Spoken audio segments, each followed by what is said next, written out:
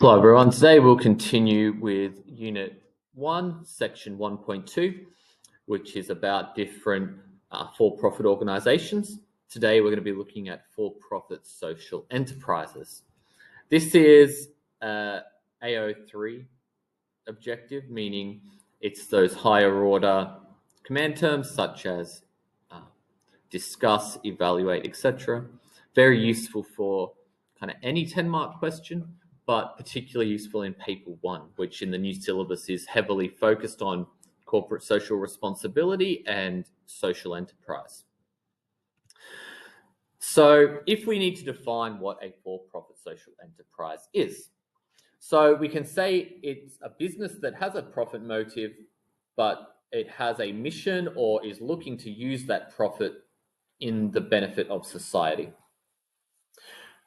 It would be a mistake to confuse your terminology here. We're not talking about charities or NGOs.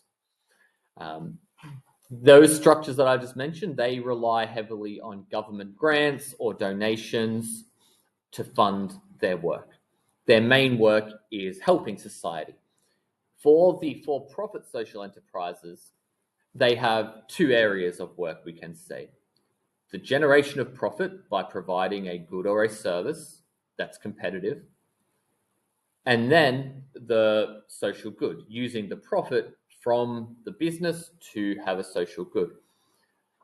This is a pretty ideal setup, we can say, for the longevity of the social enterprise, because they are self-sustaining. They're not beholden to people who donate. They're not beholden on government grants. They are a self-sustaining system, essentially. They generate profit and they then use that profit for the social good, right? So there is benefits to it. Obviously, it can be difficult to achieve. So it's not easy necessarily to generate enough profit to fund the social benefit that you're looking for.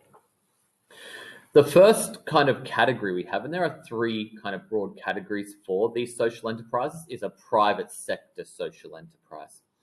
So they are generating profit through the delivery of goods and services in the open market. They're in direct competition with just a standard for-profit company. So they're generally still charging, right? They're not a charity. They're not giving away things for free because they have to generate profit. So they're charging for their good or service. Now, it could be that they do this at a reduced rate, and that is how they're trying to deliver their social good. That they have like subsidizing or giving it as close to cost as they can to benefit society.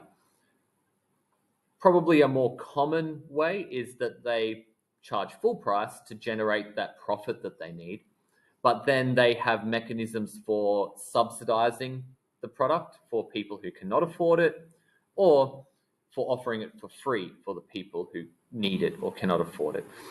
We see this quite often, where you buy one of the product and the company will be donating a whole other one or multiples of that product to people in need. There are instances where straight for-profit companies might use this as a marketing tactic, where they say a percentage of the profit will be donated, or, we're helping with this charity. And this you should try not to be confused by this.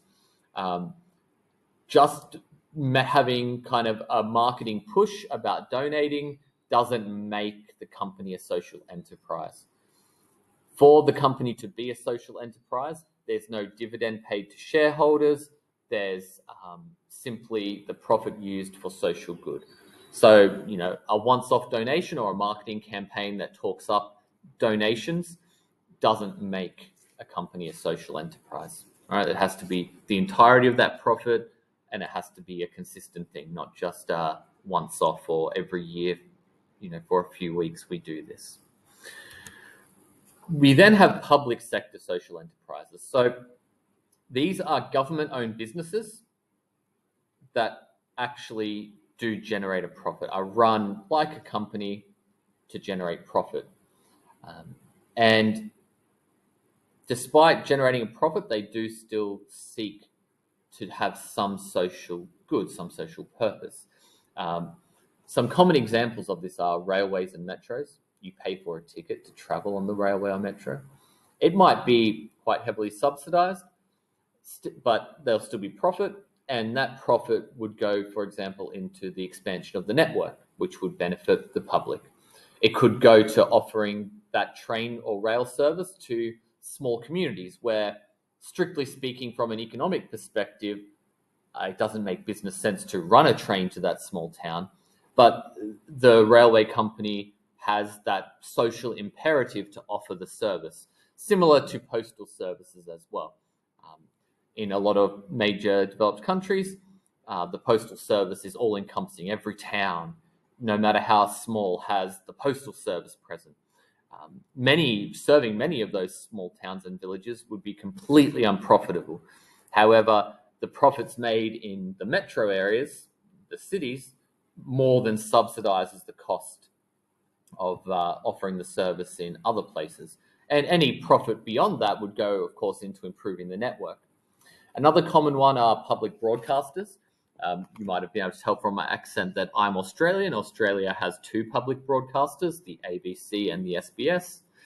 Both of them have different purposes. The SBS service is about offering programs in a variety of languages to cater to people from different backgrounds within the community, where the ABC is more about kind of journalism, investigative reporting, that kind of thing. And both of them are kind of public companies, but they do generate revenue through, say, advertising and that kind of thing. So it's definitely possible to have broadcasters in that category also.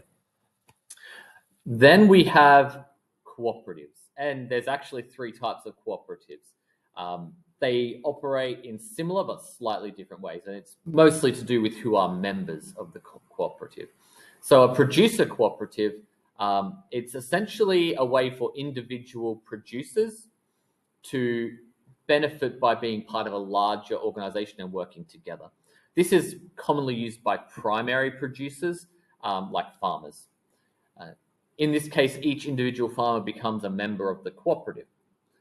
We see this often in the dairy industry, also in like grain farming, things like that, where the farmers essentially band together as members to like negotiate together. Like it says here, the cooperative negotiates on behalf of all members for pricing, maybe with large clients, having more power than an individual member would. This is essentially an opportunity for the cooperative to gain economies of scale, and that's true for all of the cooperative structures, that by operating at a larger scale, it's more efficient and delivers more to the members.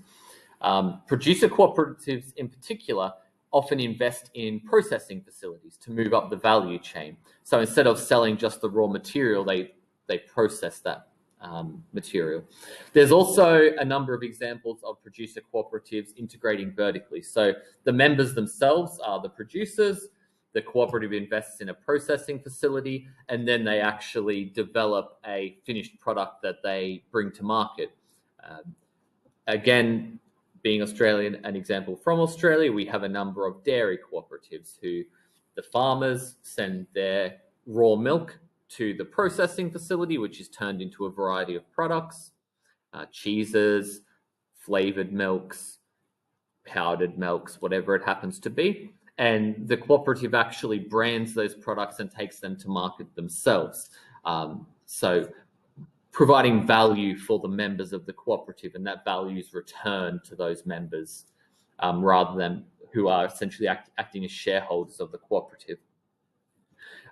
We then have consumer cooperatives. Same idea, you join the cooperative as a member, and then you enjoy a low or reduced price for the thing that is offered by that cooperative. Credit unions are a common one, essentially a way for the members to access bank levels of financing at potentially lower rates. Often these are done by industries, right? So you might have a teachers credit union where teachers can join as members and enjoy lower rates on loans and things like that.